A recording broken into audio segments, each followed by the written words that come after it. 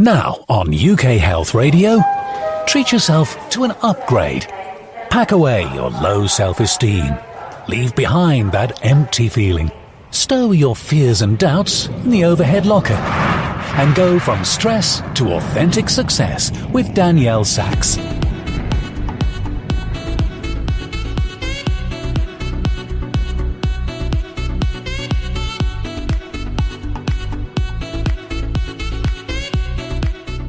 Hello to you and welcome.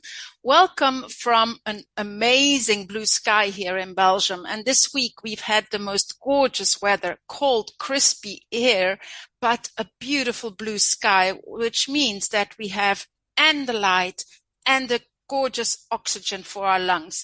We need it so much because in winter, this month of February can be one of the most difficult months in our physical, mental, and emotional health. And we are talking this week about children's mental health because I don't know if you've realized, but it is Children's Mental Health Week from the 6th to the 12th of February. And that's why I was delighted last week to have Amanda Bucknell around healthy screen time, because for our children, screen time really needs to be let's say measured, and we need to be careful with it. And if you haven't listened to that show, and you have small children, I suggest you go and listen again, either on the podcast or on the UK Health Radio website. And today, because of the Children's Mental Health Week, I am talking to a really, really, really great expert, Professor Spada. Now, Professor Spada, I can call him Mark Antonio Spada. As a professor of addictive behaviors and mental health at the London South Bank University, he is a really psychological, amazing therapist with One Bright. And One Bright is the largest provider of outpatient mental health care in the UK. Now, Professor Spada has published over 200 scientific papers in the field of mental health and addictive behaviors. And I know he is very, very experienced. Also, he is the author of 3 books, and he is recognized as a really international authority in as much the cognitive behavior therapy as the meta-cognitive therapy. Now, his areas of expertise include not just addictive behaviors, but also anxiety problems, in particular the generalized anxiety, worry, panic attacks, phobia, social anxiety. And I am sure we're going to talk about all that because we need to realize that there is a really great increasing rate of anxiety, depression, and suicide in our youngest generation, in children as much as in teenagers. And of course, COVID has something to do with it, but I believe that Professor Spada will really talk a little bit about that, what the change has been since we've had the pandemic. And so I can't wait to talk to him because as a grandmother of 4 children, I think it is important and it is our responsibility to really help our youngest generation to become more resilient, to go back to basics and realize what the effect is of screen time, of being online all the time, of not going outside and play and stay on that screen. I really think it is important because I do think that it is an important part of all that we see now in anxiety, depression, and suicide. So I can't wait to talk to him. I'm going to have just a little break and we'll have a great conversation. UK Health Radio, the station that makes you feel good.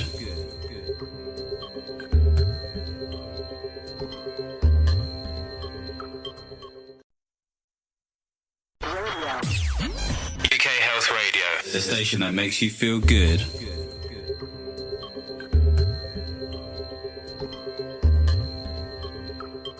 Welcome back to all of you, and I am so excited today because I am talking to someone who really knows what he's talking about. Welcome, Professor Spada. Thank you. We're not going to talk about Italian food, although, I love Italian food, but let's just start with the question because it's Children's Mental Health Week.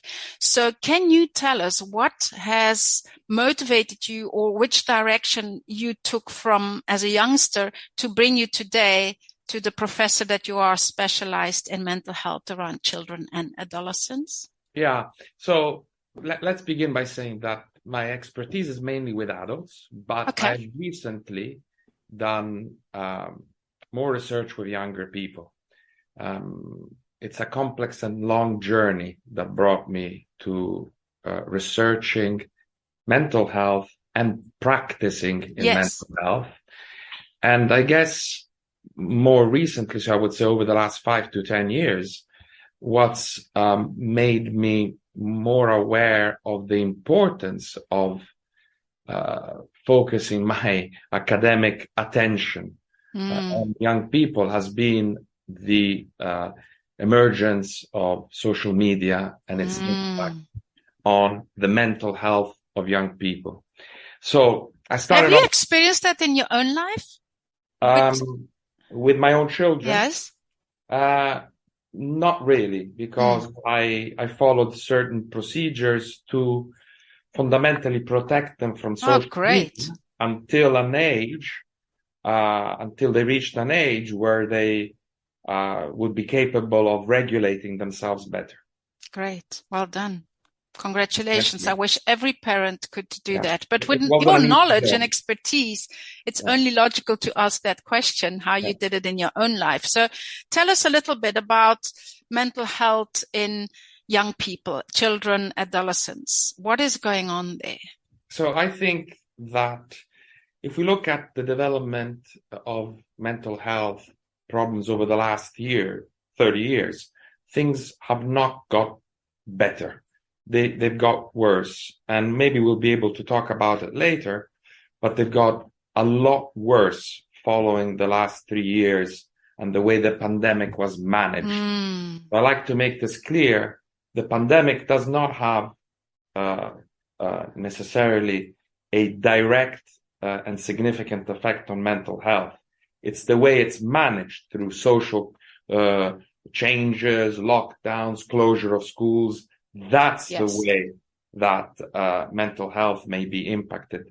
So I would say now that children are suffering with more mental health problems than they were 20 or 30 years ago. Sure, there's also an element that they're reported more readily than they were in the past. We talk about it more, don't we? We talk about it more, but the trends are clear. There are more mental health problems than there were 20 or 30 years ago.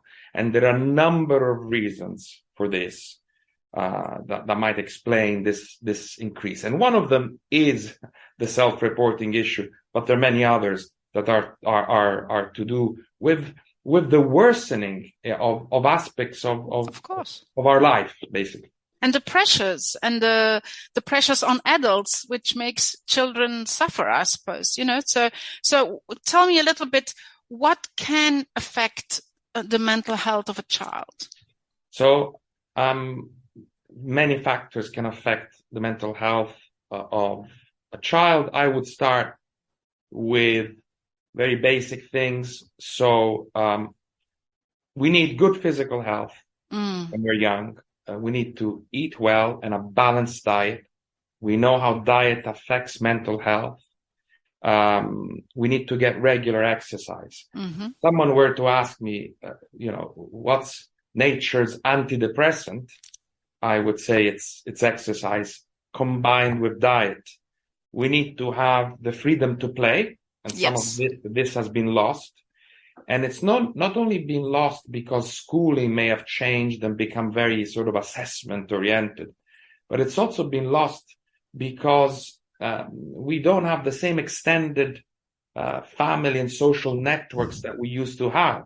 Like we would say in Italy, meeting in the piazza and being together and walking and experiencing and spending time together. A lot of it has been lost to these virtual worlds, which unfortunately may not have the same benefits as the real life where we used to inhabit as children.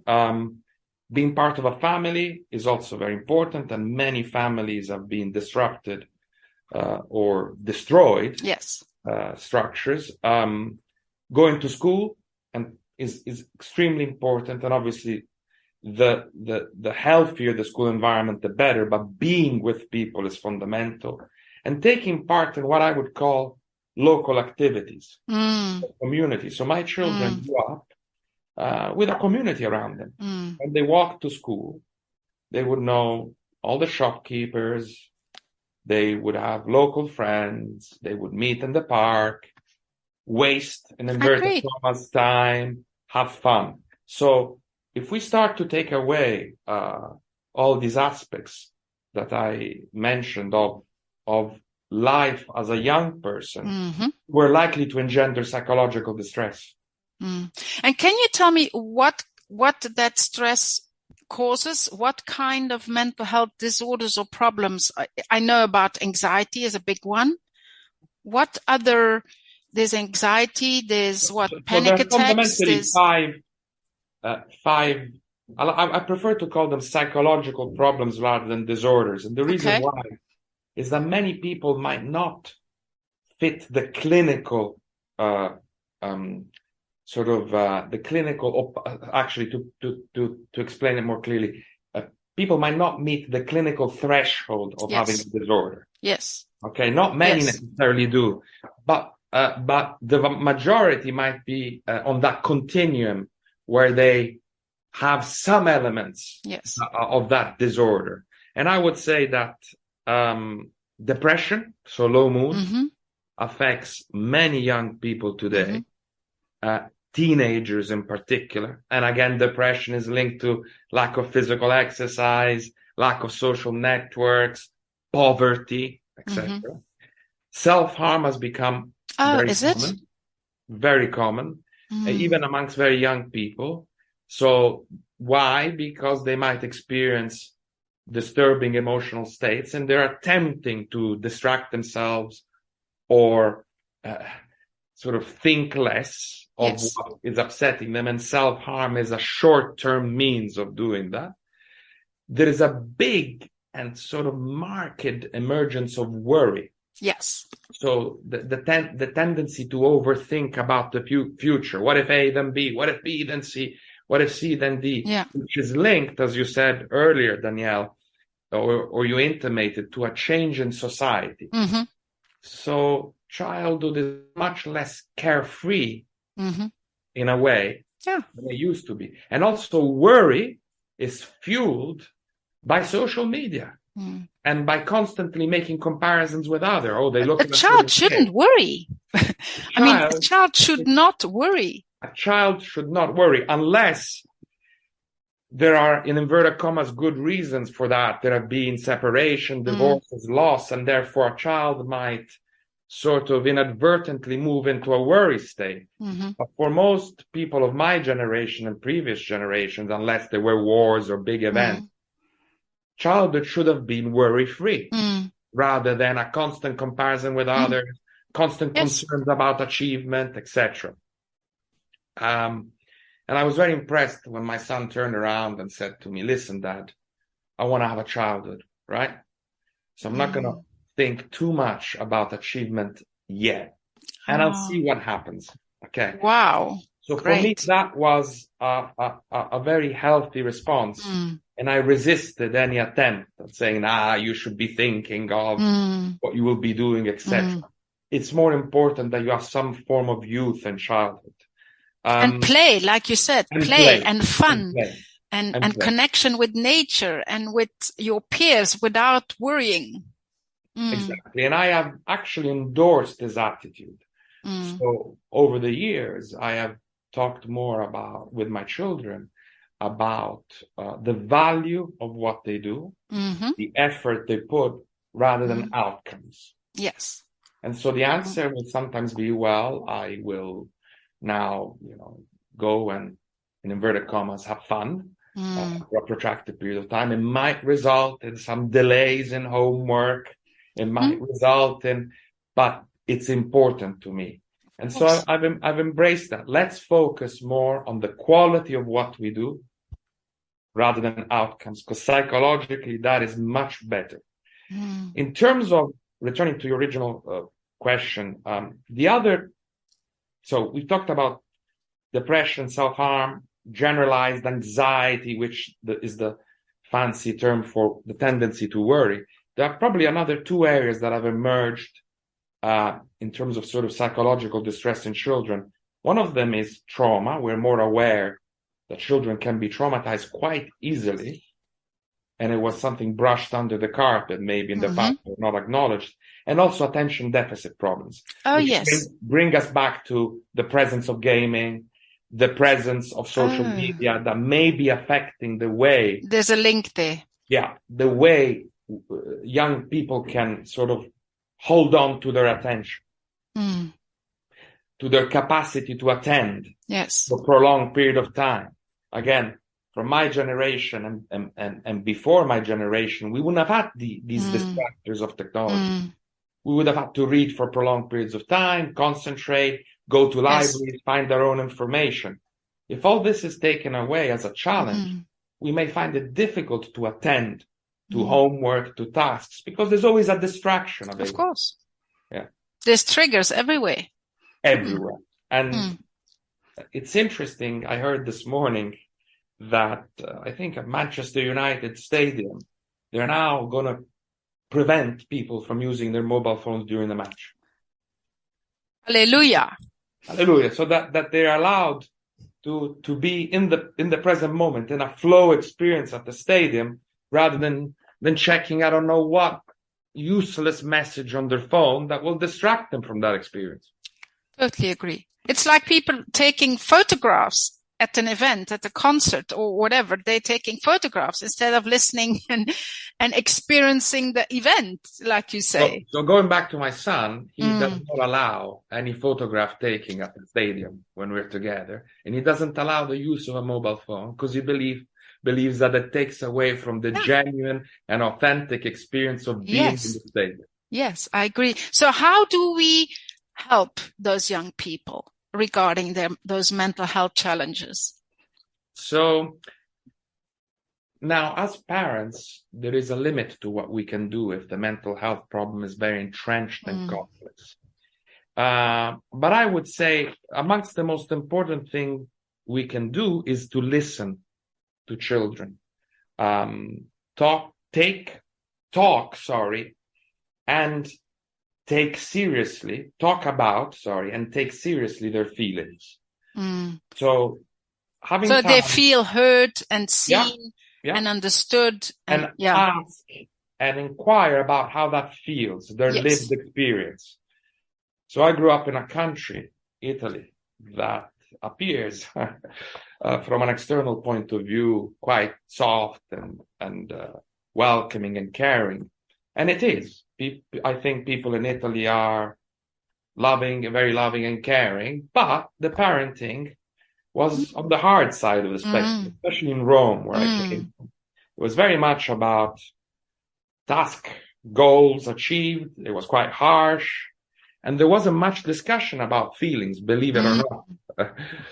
Maybe there was an expression from adults of feelings, but the discussions with children about feelings were limited.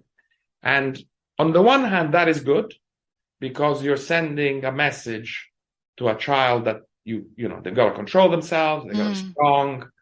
A bit of resilience. Tough and resilient. But on the other side, there's also little acknowledgement of feelings. And I think we can model toughness and resilience, but we can also do this by hearing the experience and sharing it, of any distress that our children. Can I share something personal here? Because I think it's important. We talked already a little bit about trauma as well.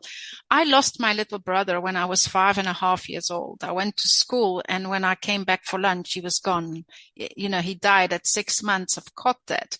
And when you say to me, in that time, of course, it's more than 50 years ago, in that time, nobody asked me how I was feeling. Nobody asked me, at 6, 7, 8 years old, even years later, no one ever asked me what they did to me. So I find that, it's an illustration of what you are saying. Of course. So that's a classic illustration, and similar things happen to me. And I think there is an Aristotelian golden mean, an average. What does that mean? Well, there is a midpoint between showcasing and modeling strength and what the Brits would call the stiff upper lip. Yes. And talking about an experience. Yeah. So I think we need to allow young people to talk about what they feel. Yes. Reflect on this, share our own experiences with them, and then sort of in a graded way move on. And I agree. And that's where we can help children express their feeling, but for example, not worry about it. Express their feeling and do something. So is it also about, can I ask you, because you're the expert, is it also important to allow yourself to grieve and to feel bad and to feel, is it that would be part of the conversation. Yes. So once upon a time, like in a story, we, in the sort of diagnostic and statistical manuals of mental disorders, you had a longer time to grieve before it became depression. Okay. And I very much argue with the old view that it might take months or sometimes even a year to grieve. And as long as that is done in a contained and sort of considerate way within the family, it allows for mental adjustment. Yes. So the discussions, the crying, the remembering. Yes. Not the worrying and ruminating. That's different. That's not helpful. Why did I not do this? No. Don't make it worse. We don't want to make it worse. We just recall and share feelings together. And then that allows for the settlement of the emotions. Yes. So I would be, for example, very much against using any medication to numb those states. True. Generally speaking, I am against the use of any form of medication in youth, and frankly, even in adult life, except in specific cases, because medication, be it an antidepressant or a benzodiazepine, numbs our feelings, but our feelings are there and they're necessary to make sense of what's going on. It's part of life. Yes. And I think there has been, without shadow of doubt, an over-medicalization of psychological states in young people, certainly in the UK. So during the pandemic, there's been a very marked increase in use of antidepressants in children. I also understand why, because you have lockdowns. Lockdowns bring to a significant increase in mental health problems. Services are overwhelmed, and then what do? You patch it up. The quick fix. The quick fix, yeah. Can we talk about, or is it too early to talk about the pandemic, what that has meant in the mental health state of our youngsters? One more thing before we move to that is relevant. So you asked me about what we can do. So listening and talking and also containing and modeling strength is very important as parents. We also have to remember that children go through periods of psychological distress that are normative. There are periods where they can be quite obsessional and compulsive, and then it goes away. Can you give an example on that? So there is a sort of phase, probably around the age of 10 to 12, if I remember correctly, where children might display obsessive and compulsive behaviors to do with cleanliness, with blasphemous thoughts, with emerging sexuality. If we don't panic as parents and we sort of deal with it in a way that we normalize it, they come out of it naturally. The same happens later on, 13, 14, 15, with emerging social concerns that are teenage years. Again, many of them are normal. Will I be liked? Did I make a fool of myself? Did I say something wrong? If we de-dramatize these situations and we go back to our own experiences, they kind of sail through them. Then you get later on to late to sort of late teenage years where you have concerns about relationships and sexual encounters. So it's as if in our lives we go through normative phases.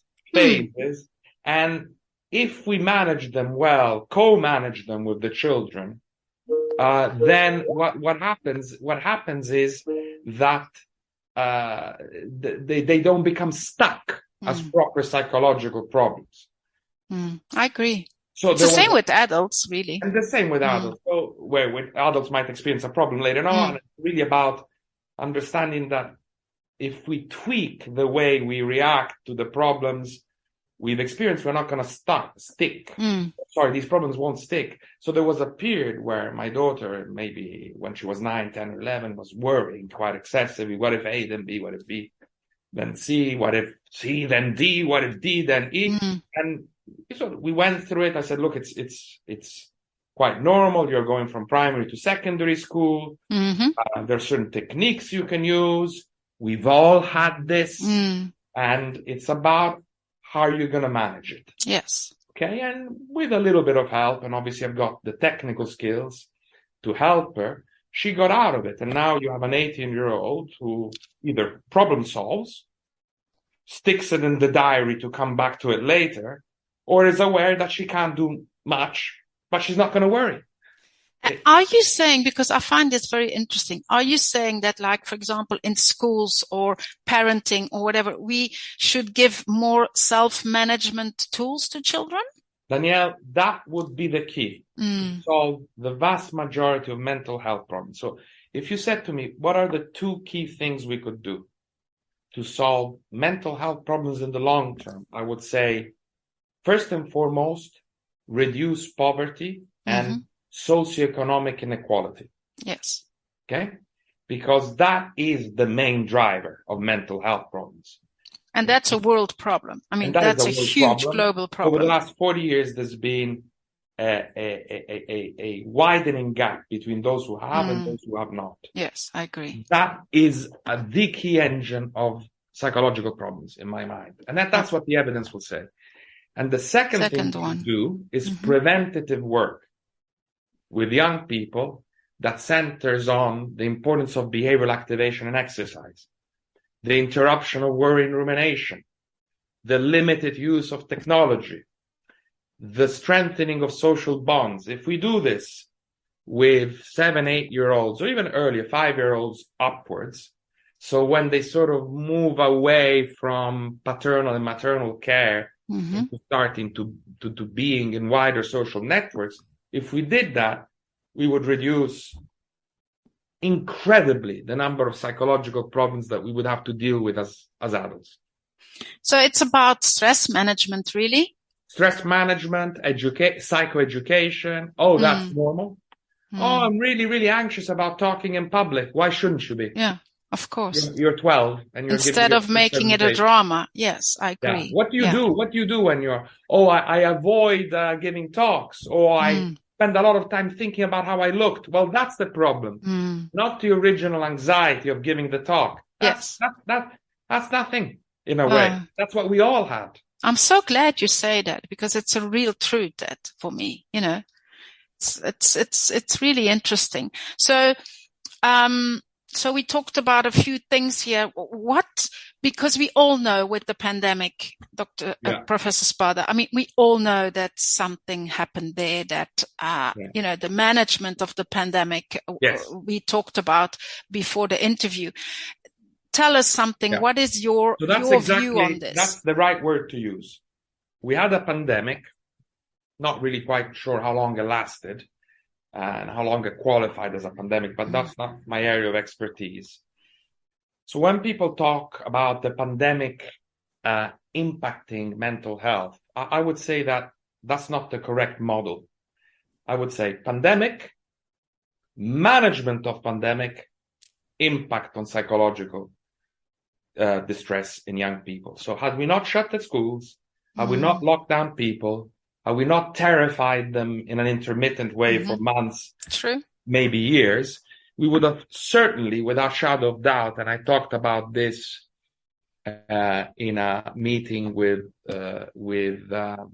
MPs in the UK government in February last year. Had we not done these things, and I recommended that we don't ever do them again, we wouldn't have, in the UK, I think, the levels of psychological distress in young people that we have. How much can you give us a comparison to what it was before and to what it? Yes, in 2021, and we already by the early 2021, we had 1 in 6 children in England who had a probable mental disorder. So we're not talking here about being moderately depressed. No, a proper mental disorder, 1 in 6. Just to let you get the picture that in 2017, 2018, that was 1 in 9. Wow. Okay. What more can I say? There was a surge in demand for children and young people's mental health services. Because if you lock people down, you scare them, you don't allow them to go to school, you take away all those things we said, physical exercise, social interaction, all the things we talked about. Yeah. Plus you fuel the worry that cause psychological distress. So waiting times went through the roof. 1 in 5 children in 2021, early 2021, I would say the peak of the whole pandemic era, was waiting more than 12 weeks for any follow-up appointment. Now, in mental health services, that's an enormous amount of time. Yeah. If you have an eating disorder, for example, that may have developed during the pandemic, and I know anecdotally several parents who reported to me the development of eating disorders in otherwise pre-pandemic mismanagement children being okay. So they're binging now, or they've got an anorexia type problem, even if it's not the full, full diagnostic criteria not met. But they're not seeing anyone. Well, weeks, months of not seeing anybody with those problems means they could become lifelong or deadly problems. Catastrophic.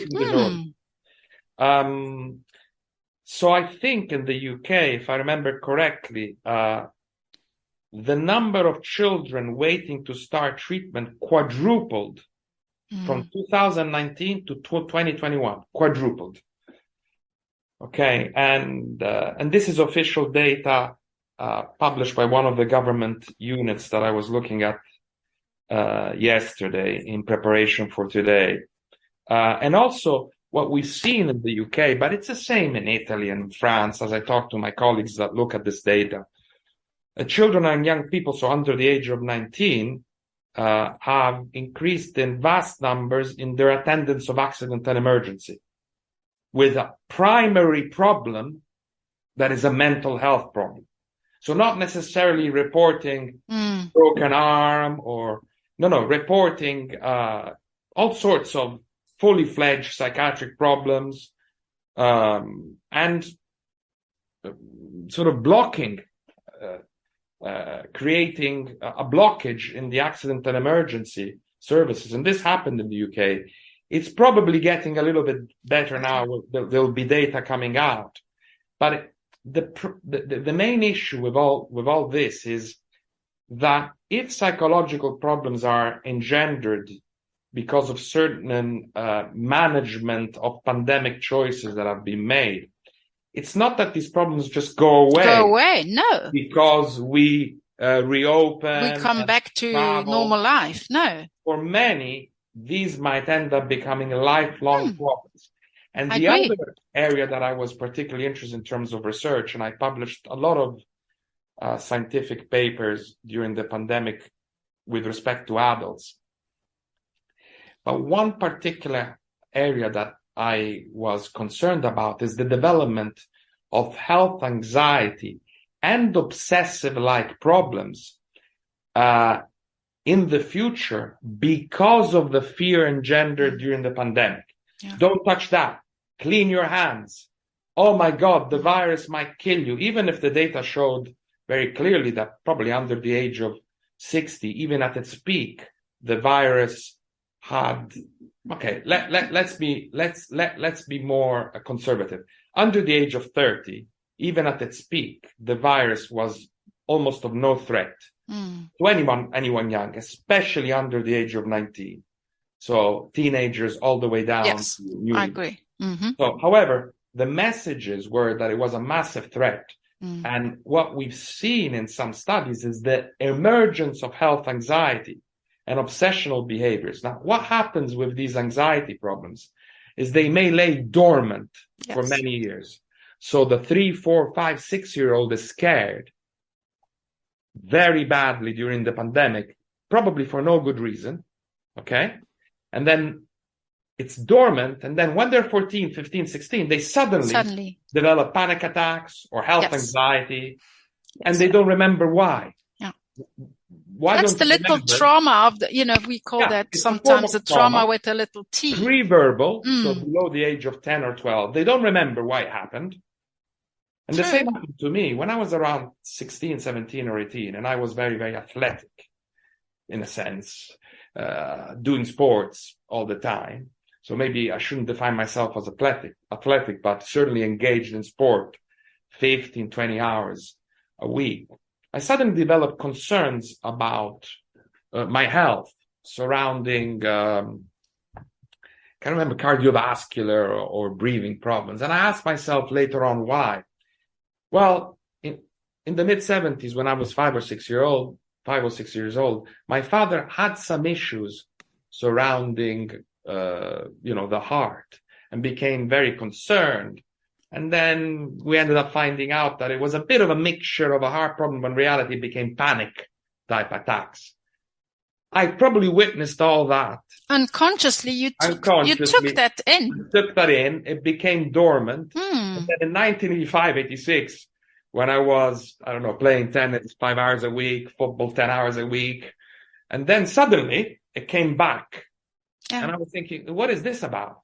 So imagine, for example, in China, how much, especially in China, young people have been scared, where they wear a mask, knowing full well that these masks, we now know, they don't really work at all, not to prevent viral transmission. And they've done it for months and years. They were 2, 3, 4, 5, 6, 8 years old. What's going to happen when they're teenagers? So that's one big concern shared with many of my academic colleagues across Europe and the US. Yeah, it's a global problem. It's a global problem and we don't know the consequences yet, because we only will see them in a decade or more. And I totally agree. So is there anything that, as an advice, because the time goes, is there anything as advice that you would give to parents or to these youngsters who've lived through the mismanagement of the pandemic?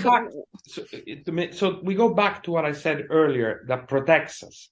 Yeah. Well, if we want to change our mental state, obviously we can go through cognitive behavior therapy or systemic therapy, existential therapy. I would recommend, if one has access to sort of fully fledged cognitive behavior therapy. So done in a proper way over many sessions, tailor-made, long-term, not longer-term, quick not fix. some kind of brief patch-up type delivery. I think there are many benefits, because the young person may start to understand that, in a way, they are what they do. Yes. So we go back to physical exercise, socializing, less interaction with technology, sleep hygiene, and the learning of techniques to be more mindful, to worry and ruminate less. So I call it conscious self-care. Conscious self-care. You can call it that, whereby you change thinking patterns and behavioral patterns, and then you will see that the emotions will follow. That suddenly the depression will lift. That the anxiety will become less. That even if you're anxious, you will care less about it. And so we go back to that which we need for mental health. We need to start doing it again. So, for example, my son had stopped playing football for a year, and he's a really competent footballer that plays at a high level. He's 15 years old. He'd stopped that during the pandemic. Of all people, in my mind, and in the mind of coaches, why is he not playing? Yeah. Now he's gone back, and We've had discussions because it's a learning opportunity. Mm. Look what happens now when you go back, how you feel, how you feel. A lot better. How are you sleeping? Better. You need the technology, not as much. And so by facilitating the return to these Yes, I agree. many mental health problems will retract. Some, however, will need really dedicated support because the mental health problem will have become entrenched. Yes. It will have become a disorder. Yeah. Difficult to self-manage. Eh? At that point, it's difficult to manage with the family, or you need an external person to help sort of the individual take control. Yes, I agree. We need an expert, basically. And just to finish off, because I mean, I'm going to certainly invite you to come and talk again about this. There's some other things we want to talk about, social media, digital things. Now, can you just give me, to anyone listening, I mean, out there, can you just give a statement, a life statement that you live by, a quote that you live by, something that is inspiring for others regarding the stress, regarding the mental health? And because it's Mental Health Week for children, is there anything that you as a specialist, as such a global expert, would love to say about this Mental Health Week? Yeah. So two things I'll say. One is generic and one is about social media. We have 2 minutes.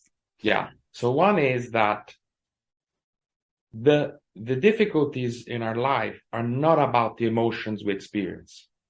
Anxiety, low mood, traumatic memories. That's never the problem. Okay. The problem is how we manage them.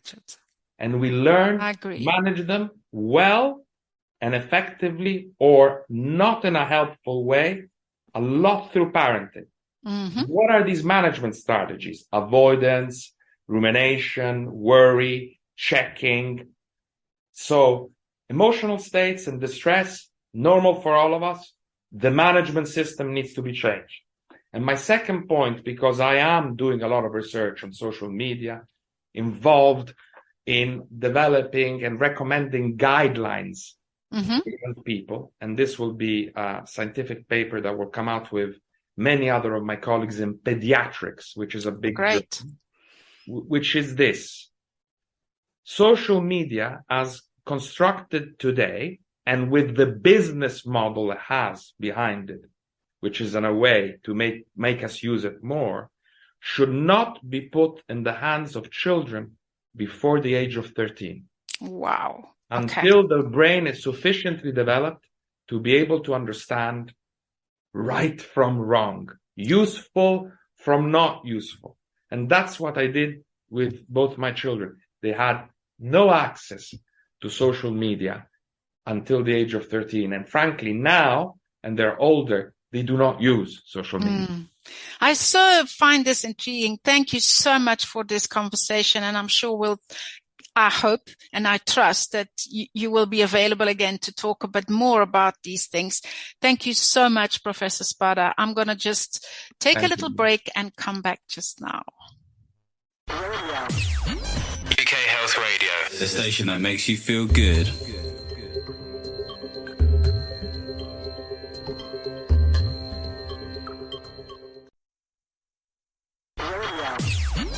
UK Health Radio, the station that makes you feel good.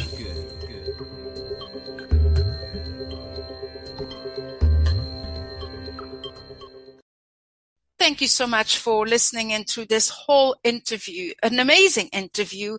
And yes, Professor Spada has an Italian accent, and it was quite interesting for me to hear everything that he had to say about the change that has been going on in mental disorders in children's brains and mental health.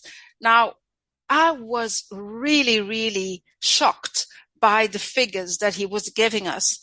Around 2018, only one child out of 9 really had a mental disorder, while in the year 21, studies showed us that it was already 1 out of 6 children.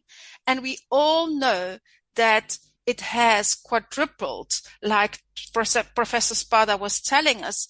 The children treatment, those who are looking for treatment for help, it has quadrupled. Under the age of 19 years old, so many children and youngsters have to go to the emergency rooms for help. And I think that is quite shocking. And what really actually pleased me in his approach was that he says to us, we actually need to go back to basics with our children, because as much the physical health as the nutrition, as the regular exercise, it can all help us. He calls nutrition, the diet, and the regular exercise as nature's antidepressants. And I couldn't agree more. When I was 10 years old, 12 years old, my time was spent outside, whether it was to play outside in the garden or go and play sports, tennis, whatever it was. We were outside. We had a social life. We were gathering and interacting with our peers, not on a screen, but mostly outside. The freedom to play is such a good tool, strategy for our mental health. And we as parents need to realize that is our responsibility. We need to give our children, stimulate them, motivate them to take part in social activities, to take part in sports, to go outside and exercise. And another thing that I really found interesting that Professor Spada was telling us is about that it's not about the emotions so much, not about the anxiety, the sadness, the distress in our life, because it's actually normal. I always say to my client, there needs to be a balance between mourning and celebrating life. Some of us expect that it's all about celebration, that we always need to feel happy and absolutely fantastic in life. We need to teach our children that is not the case, that it is absolutely okay to have emotions of anxiety and sadness, of distress, that it's really, really important to mourn in our life. It's all about the management of these emotions. So that for me was a big aha moment. We need to spend more time to educate our children in self-management, in stress management. That's what I do every single day here in my practice with adults.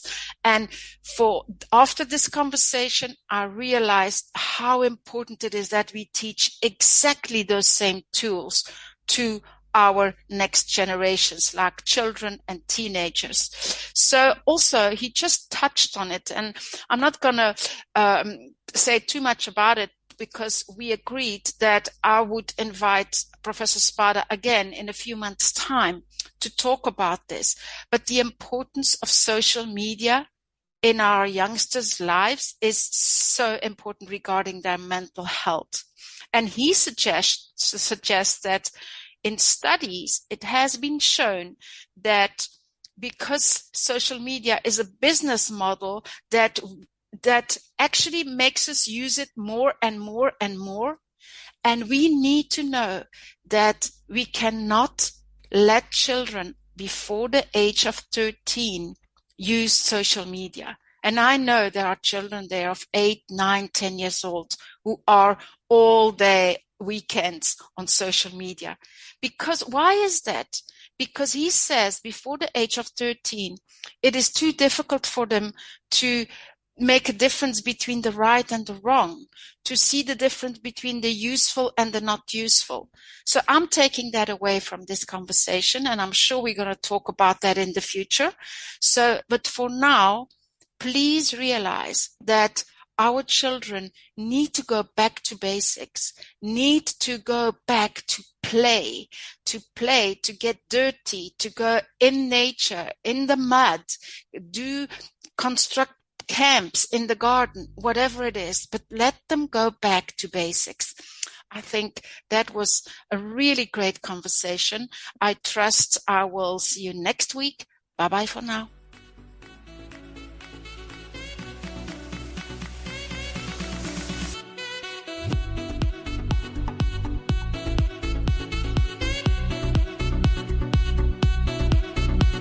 From Stress to Authentic Success was presented by Danielle Sachs. Join Danielle at the same time next week here on UK Health Radio. And meanwhile, for more on how to thrive in business and everyday life by being true to yourself, go to daniellesachs.com.